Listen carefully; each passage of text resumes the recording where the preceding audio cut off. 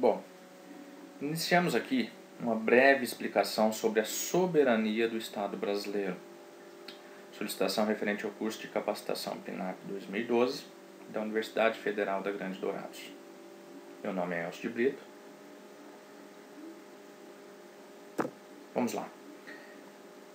No capítulo 1, artigo 1º da Constituição da República Federativa do Brasil, de 1988, texto consolidado até a emenda constitucional de 61 de novembro de 2009, é mencionado, no artigo 1º, a República Federativa do Brasil é formada pela união indissolúvel dos estados, municípios e do Distrito Federal.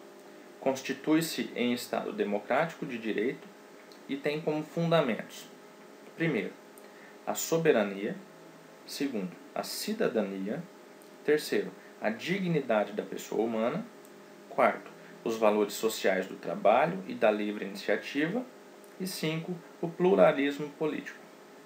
Parágrafo único. Todo o poder emana do povo, que o exerce por meio de representantes eleitos ou diretamente, nos termos desta Constituição. Nesta explicação falaremos apenas do primeiro item, a soberania.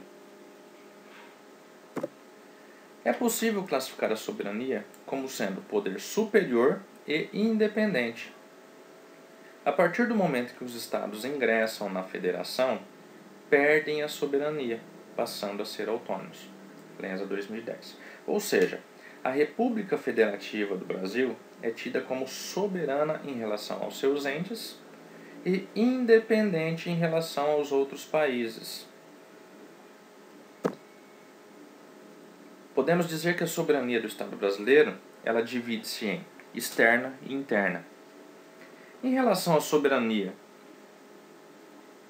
da área externa, podemos dizer que o Estado brasileiro ele é soberano, ele é independente, como já disse, em relação aos outros países.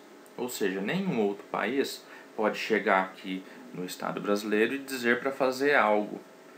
O Estado brasileiro ele é independente, ele não depende desses países para fazer qualquer coisa. Então ele tem essa soberania em relação à área externa. Só que não é somente isso. A soberania ela também é em relação à área interna. O que seria isso? Como mencionado, a República Federativa do Brasil ela tem o poder soberano em relação aos seus entes. Ou seja, a União, Estados, Distrito Federal e municípios são entes da federação simplesmente autônomos e que devem obedecer a uma instância superior, que é a República Federativa do Brasil. Para exemplificar isso, podemos dizer, vamos lá, aqui no estado do Mato Grosso do Sul, por exemplo, o governador ele pode criar 2 assembleias legislativas? Não, ele não pode. Ele pode, como governador, ele pode criar o regime monárquico aqui dentro do estado? Não, ele também não pode. Por quê?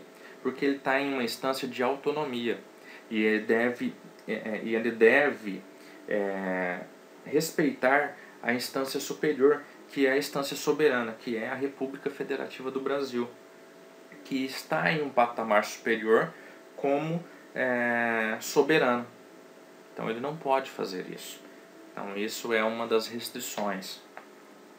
Por fim, podemos dizer que a soberania, por seu turno, é a característica do todo do país, ou do Estado Federal, que é no caso do Brasil.